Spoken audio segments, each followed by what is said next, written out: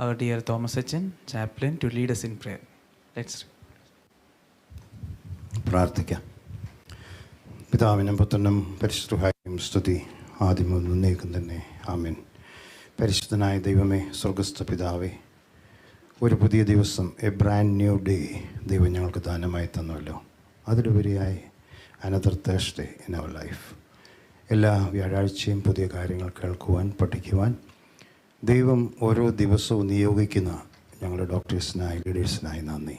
ഇന്നും ഡോക്ടർ കുഞ്ഞമ്മയ്ക്ക് വേണ്ടി പ്രത്യേകമായി പ്രാർത്ഥിക്കുന്നു. ഇന്ന് പറയുവാൻ പോകുന്ന കാര്യങ്ങൾ, ഞങ്ങൾ കേൾക്കുവാനും ഗ്രഹിക്കുവാനും പോകുന്ന കാര്യങ്ങൾ ഞങ്ങളുടെ ഭാവി ജീവിതത്തിനും ഞങ്ങളുടെ ഇൻസ്റ്റിറ്റ്യൂഷനും മനുഷ്യരാശിക്ക് തന്നെ അതൊരു അനുഗ്രഹമാക്കി തീർക്കണമെന്ന് പ്രാർത്ഥിക്കുന്നു.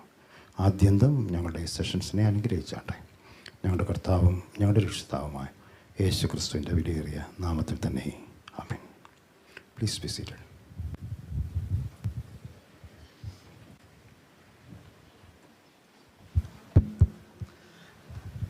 Good morning again. Today we have another very informative and interesting session on HPV vaccination. Few years back in the early 2000s, the government of Australia introduced this HPV vaccination, but there were few takers for this vaccine. The parents were very apprehensive and they didn't allow their daughters to take this vaccination. In a small town, Dr. Jain, who was closely following this, the research in this vaccination, went door to door and told about the importance of this vaccination, the transformative power of this vaccination, and this slowly but surely the parents began to accept this and the daughters began to take this vaccination. After 5 years, Jane again took a door-to-door survey and we could see a very transformative power, almost a drastic decline in the cervical cancer, and also there was no precancerous lesion in those children. So we have yet another Dr. Jain, Dr. Kunyamma. She is a professor of OBG. She will be taking us through this HPV vaccination and the transformative journey it has. Ma'am has been a strong ambassador for this vaccine. I welcome ma'am for the session.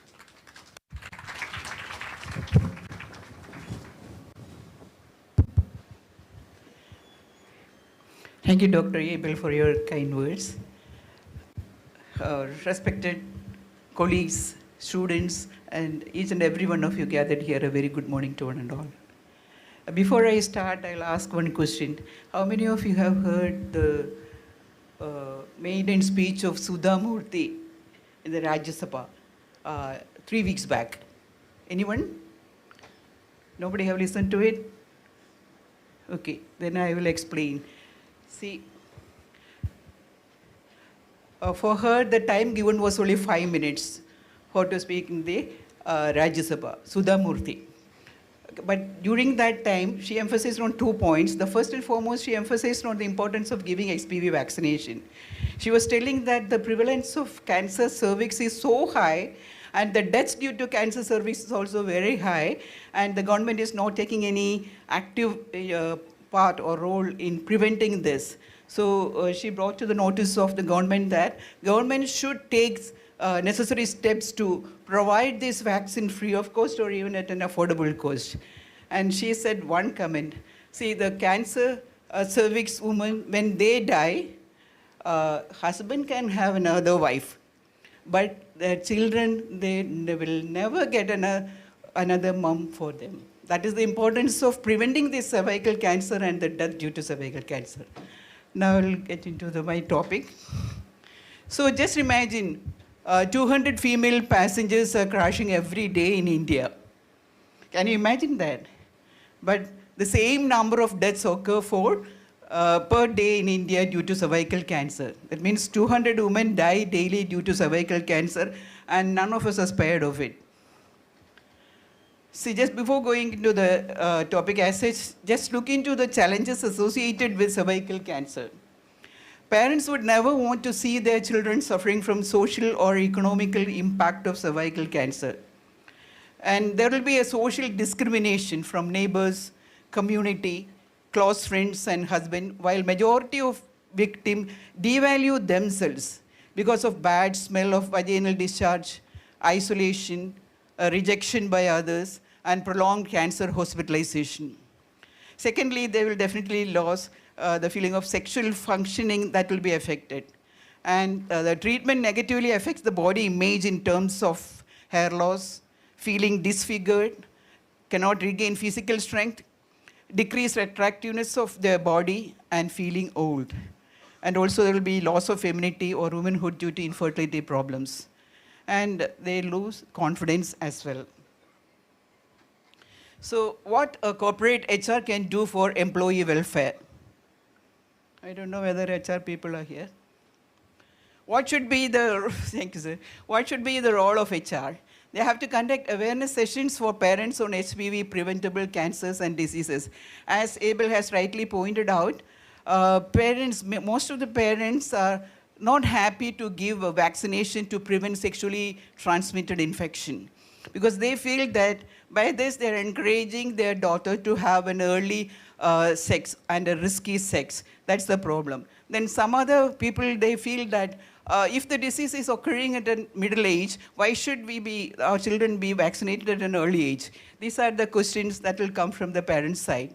So you have to conduct open sessions in which employees along with their children can attend. And also you have to conduct vaccination campaigns for employees' children or young employees.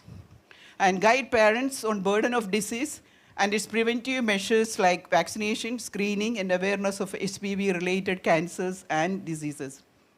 So in the given time, I'll be talking about the basics of human papillomavirus, classification of HPV types, HPV and cervical cancer, and HPV vaccines, mainly the Indian product Cervavac, and the clinical data summary. So coming first to the basics of HPV, HPV infection or human papillomavirus infection has some unique features. Infection is acquired in adolescence, but it results in cancer only in the middle age or later, which is a spectrum across a woman's lifespan. What is this human papillomavirus or HPV? They are DNA virus, and that is the most common sexually transmitted disease. Infection. Most sexually active men and women being exposed to the virus at some point during their lifetime. Nobody is spared. And there is increased risk of HPV at younger age. That's why the vaccinations should start at an younger age. And there will be higher prevalence occurs among adolescent and young adults between age 15 to 25 years. And there are more than 200 types of HPV has been identified, out of which around 30 to 40 of them cause genital HPV infections. HPV can cause several types of cancer, not only cervical cancer, but oral, penile, vaginal, vulvar, and anal. Now the question is, we have to know how this HPV spread. See, two individuals, irrespective of their sex, plus sexual activity, that could result in HPV infection. It can spread through vaginal, anal, or oral sex with someone who has the infection. Here one point is to be remembered is that the infection is caused by, not only by sexual intercourse, but also it can be caused by non-penetrative sex, which is an important factor during, or important risk factor during adolescence, due to this experimental sexual act, which is very prevalent in this adolescent age group. It is most commonly spread during vaginal or anal sex. It also spreads through close skin-to-skin touching during sex. A person with HPV can pass the infection to someone even when they have no signs or symptoms. If person is sexually active, he or she can get HPV even if he or she have had sex with only one person. And symptoms can be developed years after having sex with someone who has the infection. So this makes it hard to know when the person first got infected. Again, the importance of giving vaccination at an early age. See, the peculiarity of HPV is that it evades the immune system. The HPV virus does not cause cell death, which means that the immune system is not alerted. There is no viremia, so then there is no antibody production in the blood. So in the cell, the HPV virus hides while multiplying, and HPV infection occurs locally at the cervix. Therefore, there is no presence of the virus in the bloodstream. So that person may not have antibody in her bloodstream. And there will be poor exposure to antigen-presenting cells, and so no antibody production as such. And no inflammation will be there, and no attraction of immune cells. And there will be local immunosuppression because of this virus, and there will not be any viremia. Just look at the HPV life cycle in the cervix. This is the cervical epithelium. The top is mature squamous. This area is the normal cells where the mature squamous layer is there, then squamous, parabasal up to basal cell. It is the infected. What happens is the cells, virus enters the cell, and that causes some changes in the cervical cells.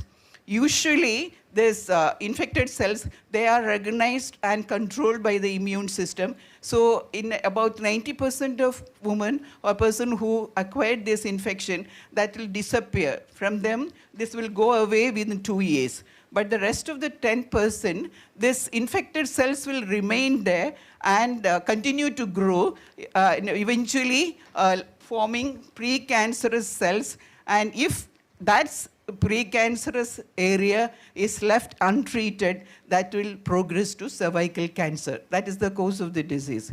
It may take 5 to 10 years for the infected cells to become this precancerous area or cells.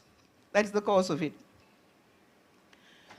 The classification of HPV types, as I said, 200 types are there, out of which 30 can cause genital infection. And HPV types are classified based on the potential to cause cancer. They are classified into high-risk group and low-risk group. The red is high-risk group that involves like 16, 18, and 31, 33, 45, 52, and 58, out of which 16 and 18 are the most common types that cause cervical cancer or any cancer.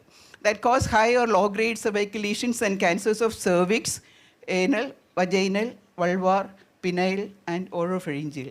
Whereas these low risk, they are 6 and 11, and others 42, 43, and 44, they cause genital warts. Just the same thing. Low risk types, 6 and 11 and others, they cause benign lesion, that is in the region vulval warts and in the male penile warts. The high risk types, 16, 18, and other 10 more, they cause malignant lesions and cancer.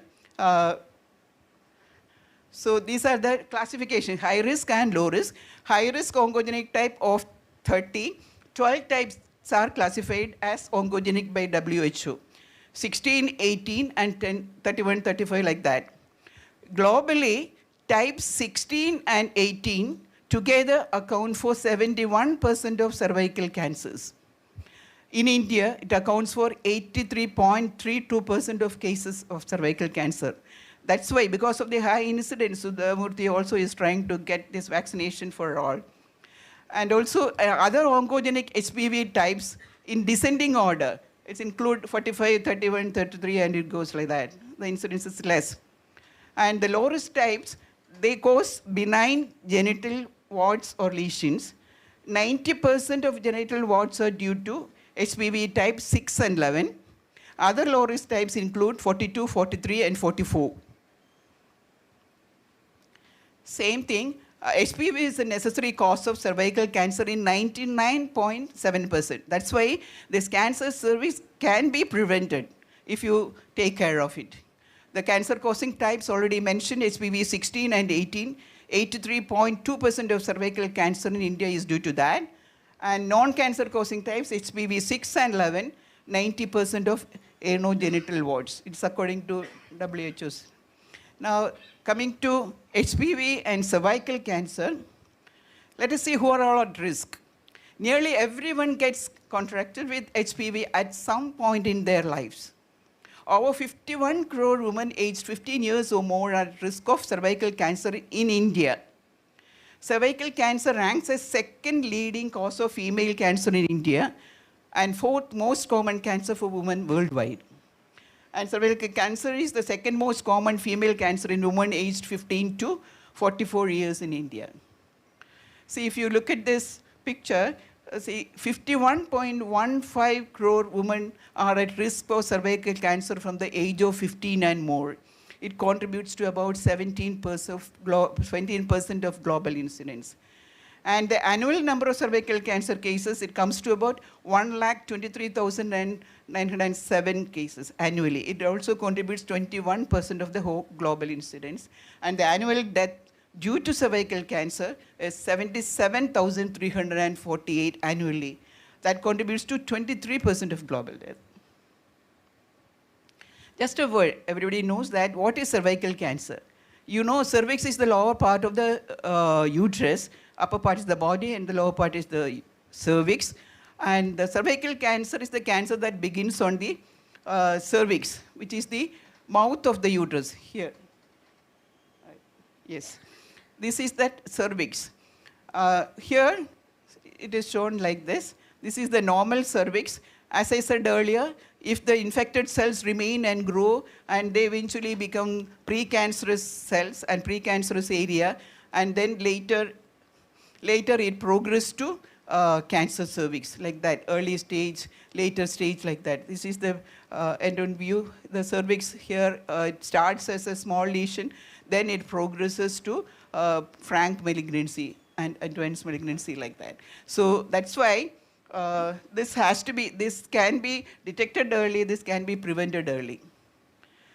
Suppose we are not preventing it, cervical cancer develops, what would be the signs and symptoms of it? Early on, there are usually no symptoms of cervical cancer. The longer a person has cervical cancer without treatment, the more likely they will have symptoms. And some of the symptoms of advanced cervical cancer, like abnormal vaginal bleeding, usually heavy vaginal discharge, painful intercourse, painful urination, bleeding after intercourse, that is postcoital bleeding, between periods, intermenstrual bleeding, or after a pelvic examination there can be bleeding. And the interval between the acquisition of HPV infection and progression to invasive carcinoma is usually 15 to 20 years. And the benign lesions are warts. These genital warts may appear as a small bump, cluster of bump, or stem-like protrusions. They commonly affect vulva in women and also cervix, and penis or scrotum in males. They may also appear around the anus. So they can range in size, appearances, and be large, small, flat, or cauliflower shaped, as you see in this picture. The genital warts appear 6 weeks to 8 months after sexual contact with HPV infected person. And as I said, HPV type 6 and 11 are most common genital cause of genital warts. See, this is the vulvar wart and the genital warts in male. The global estimate says that the overall reported annual incidence of anogenital warts range from 160 to 129 per 1 lakh. Now the question is, can cervical cancer be prevented? The answer is yes. Cervical cancer can be prevented. How? By educating and creating awareness. And secondly, by screening. And third, vaccination. These are the points, but we have to start with education and creating awareness. The basis of cancer controls, HPV vaccination, you have to start with this primary prevention. That is the one to start with. That primary prevention is vaccination. And secondary, if vaccination is not taken timely, then the next is secondary prevention, that is creating awareness and screening. Third, once diagnosed as cancer, you have to treat it. Finally, at the end stage, only palliative care is offered. See, the cervical cancer awareness level. People are not aware about the tremendous disease burden caused by cervical cancer. People may lack accurate information on its natural history, detection, and treatment. And many women or parents have not heard of cervical cancer and do not recognize early signs and symptoms when they occur. And women at risk may not be aware of the need to be tested, even when they do not have any symptoms. That's why this sort of awareness classes or discussions are very important to educate or to create awareness among all the people. See, even among doctors, like they're all not that much informed about the role of vaccination at an early age and how this progresses. Because after that Sudhamurthy's talk, I got many calls from doctors, even whether their children or grandchildren can be vaccinated and what is the role of it. Such the questions are there. Secondly, about the cancer screening program, the cervical cancer is most often found in women who have not been screened with the Pap test in more than 5 years or have never been screened at all. That's why we have to do a proper screening of this for cervical cancer. See, for us, we have 2 types of cervical cancer screening test available. One is Pap test or Pap smear. There we are taking cells from the cervix and looked at it under a microscope, and that will show abnormal cells, the cells that are not normal, and which may become cancer later. That is the purpose of taking a Pap smear. High-risk HPV test. We have that test available in our institution. The high-risk HPV test looks for the high-risk types of this virus that cause most causes of cases of cervical cancer. So the HPV test can be done at the same time as the Pap test using the same sample of cervical cells or a second sample taken after the Pap test. So this combined test will give more sensitivity, because the HPV testing will give you a result whether the HPV types or the oncogenic types are present in the sample. And the Pap test will show any abnormality has already occurred because of this HPV infection. That's why this core testing gives much more, that is more valuable than a single test. The cervical cancer screening recommendation for women at average risk, that should start at the age of 21. And Pap test every 3 years between 21 and 29 years old. And Pap test and HPV test, that is the core testing as I mentioned, every 5 years between 30 and 65 years old, or a Pap test every 3 years. Please remember this, and if you have not gone for this test, better go. We have this HPV testing available here and Pap test also. The question is, would you invest 2,000 rupees in maintenance and servicing your car? Or will you spend 2 lakhs on repair? Which one you prefer? Okay, 2,000 rupees, that is better than 2 lakhs. So prevention is the best cure. No need to cure cancer if you care about it. HPV vaccine could prevent cervical and other cancers caused by certain types of HPV. But remember, we cannot treat HPV. Once it entered, it is there. It may disappear within 2 years in 90% of people, but in 10% of people, it will remain and progress to all these problems. So what we can do is management of the manifestation of this HPV infection. So there is no cure for HPV as such.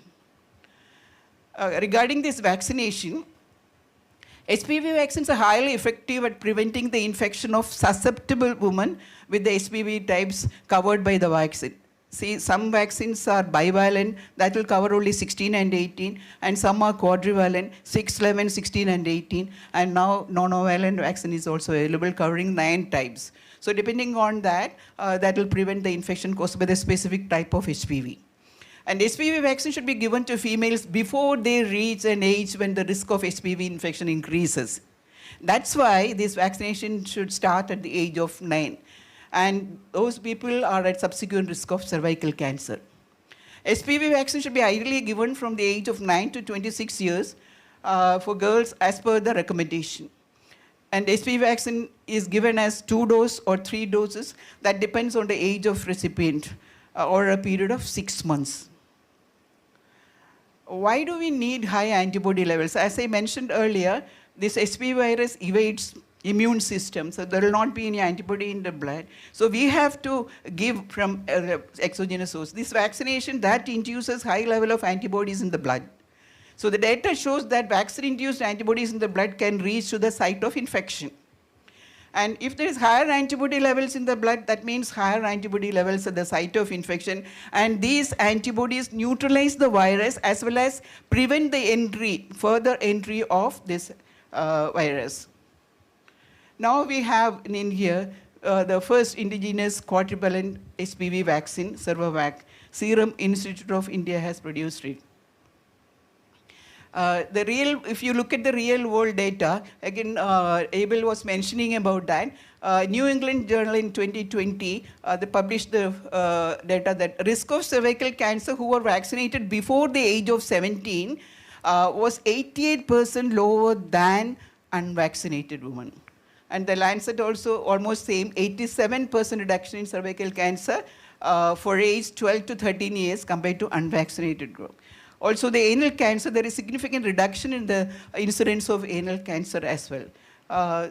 This overall, if you look at it, 87%, if the vaccination is taken earlier, 87% reduction, and if the age is like delayed, then the reduction will be less than that of an early age vaccination. So remember the fact that the younger the better. And the WHO global strategy to eliminate cervical cancer, the slogan is 90-70-90. WHO says that 90% of girls should be fully vaccinated with HPV vaccine by age of 15 years. And 70% of women are screened with a high performance test by 35 years of age and again by 45 years of age. And 90% of women identified with cervical disease, cancer disease, should receive treatment. This is the slogan of WHO, 90-70-90. See, why this high burden of cervical cancer? It's mainly because of low awareness and also insufficient availability and access to vaccine.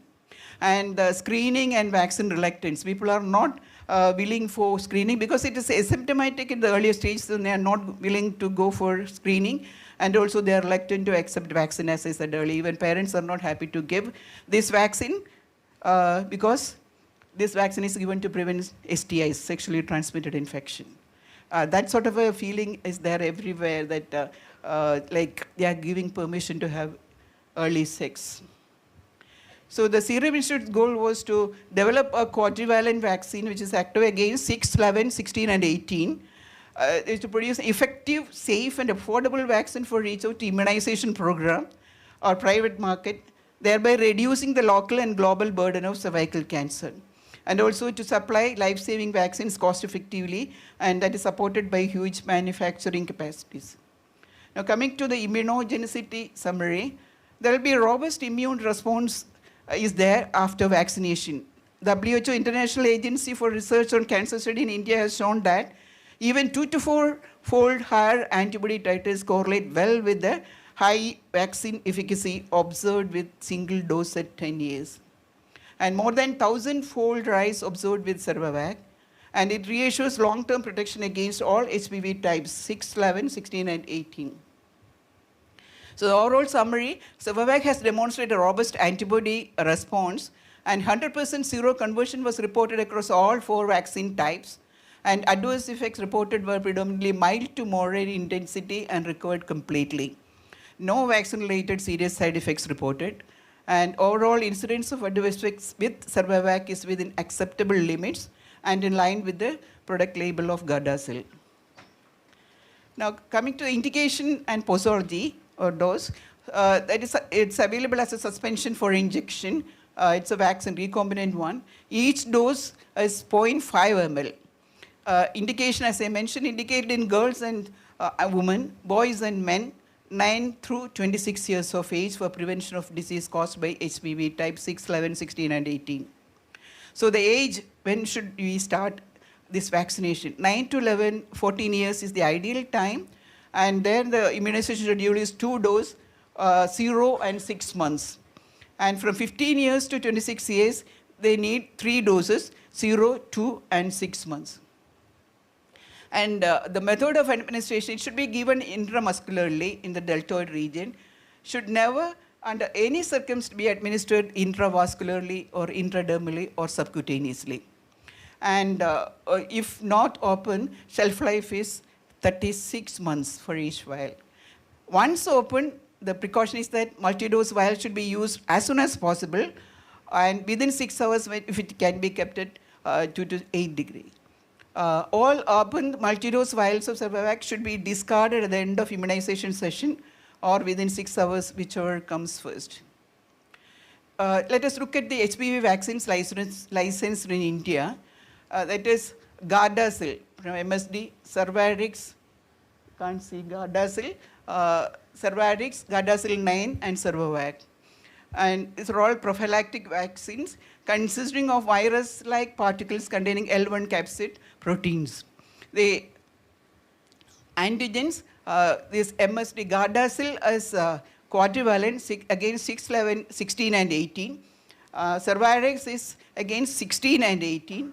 And again, Gardasil 9 against 9 types of HPV. And Cervavac again quadrivalent against 6, 11, 16, and 18.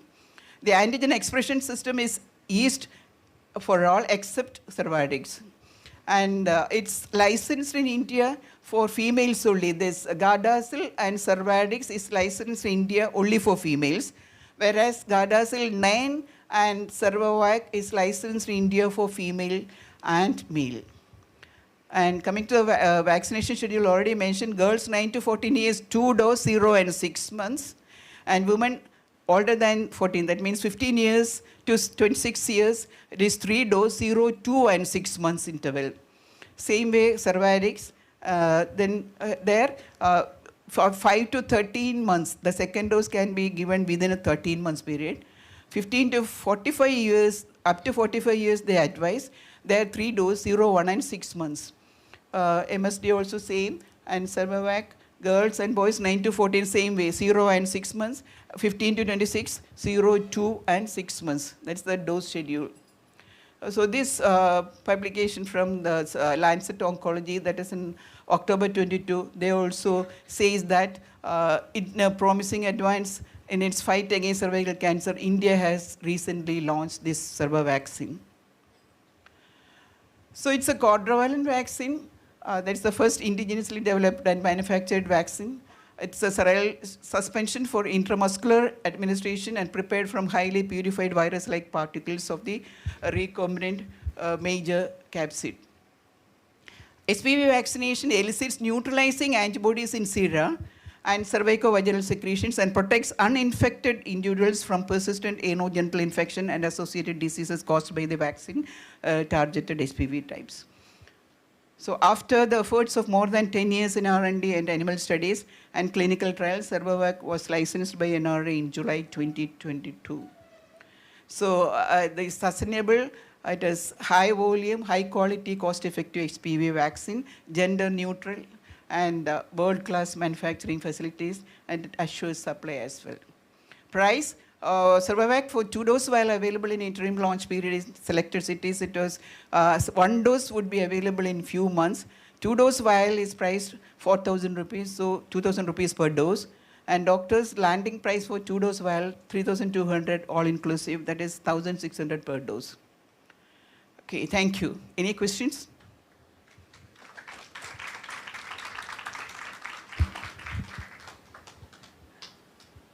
Thank you, Kunjama Madam, for enlightening us on the transformative power of this vaccine. Any questions from the audience? Ma'am, mine are not questions. I was just thinking if I were a student in Kottayam Medical College, how I would have come at 7:45 for your class, sitting at your feet, trying to learn from you. So I got a little glimpse of your glory days in Kottayam Medical College as professor and head. Many of my colleagues from CMC have come and been blessed by you, but this was a master class, a boot camp, so to speak, for us on this very interesting area. And what I want to say, Abel, is that this is what I dreamt about. We've got excellent faculty. At least once a month for Quest, can we have a master class like this from our faculty? Could you please tell Jacob Jason? I don't think he's understood what I've been trying to tell him. That's number one. Number two, ma'am, you know that my wife is as passionate as you are about this. So it has been her dream to do a full campaign in Vellore in order to prevent this. So my request to you is, Serum Institute of India teamed up with us during the COVID season and helped us a lot. Thank you very much. But would they be willing to team up with you and make Pathanamthitta district cervix cancer free? Sure. Thank you for your compliments, sir.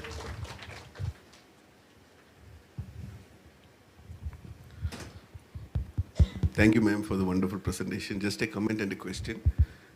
The new cancer screening guidelines incorporates the preferred model as only HPV testing, preferred one.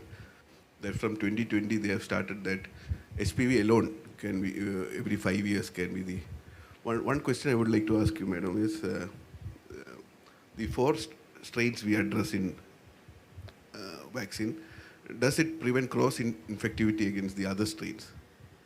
Does it address the? Does it prevent the other strains also? Literature doesn't say like that.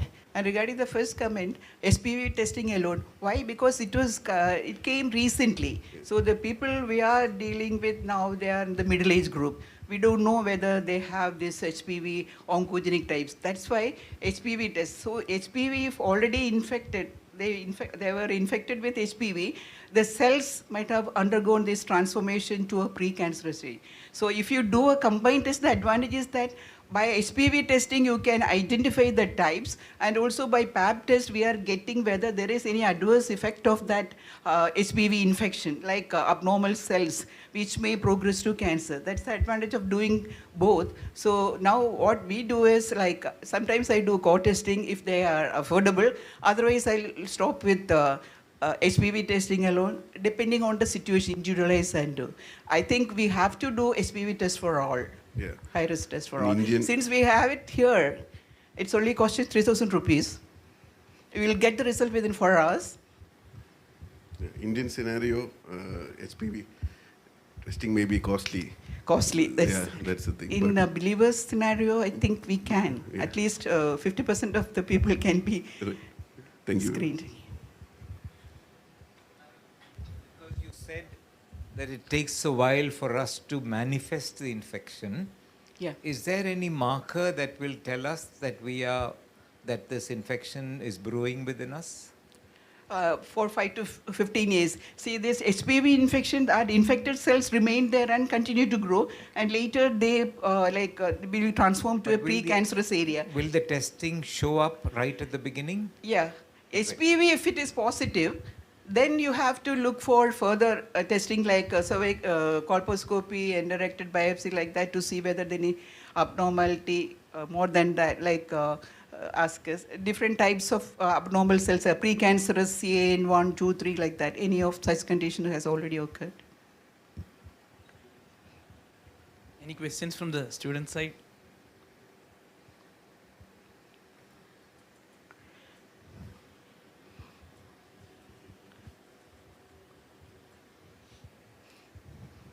And some of the literature says that those who have HPV infection, if you take foods rich in folate, it's a sort of prevention is there. That doesn't mean that you need not be vaccinated. And the foods rich in folate, avocado, strawberries, lettuce, orange juice, like that. And also you have to improve your immune status by proper healthy food and proper exercise. And of course, to prevent the HPV infection and the consequences, you have to have safe sex with one partner who doesn't have an infection. Okay? Thank you. Thank you, ma'am. That was a very interesting session, and we are sure that we'll take up this further. We have some news from the telemedicine department. Dr. Indra will be sharing it with us. Good morning, everybody. On behalf of Department of Telemedicine, we are delighted to inform that yesterday the top 2 departments and doctors with the highest telemedicine consultations for the period of January to June were honored in our directorate office. Our director and CEO, Dr. George Andy sir, Medical Superintendent Dr. Jomsi sir, Rosie madam, Dr. Grace presented the awards to the concerned departments and doctors. Awards were given to departments of medicine and OBG for the highest teleconsultations. OBG has done 654 consultations, General Medicine 500 consultations. Awards were given, S.K. Matthew sir and Dr. Kunjama madam received the awards on behalf of Department of Medicine and OBG. Dr. Vishnu S. Chandran and Dr. Rekha G. Murikan were given awards for individual highest teleconsultations. Dr. Vishnu sir handled 157 consultations. Dr. Rekha madam handled 125 consultations. Thank you all for your support.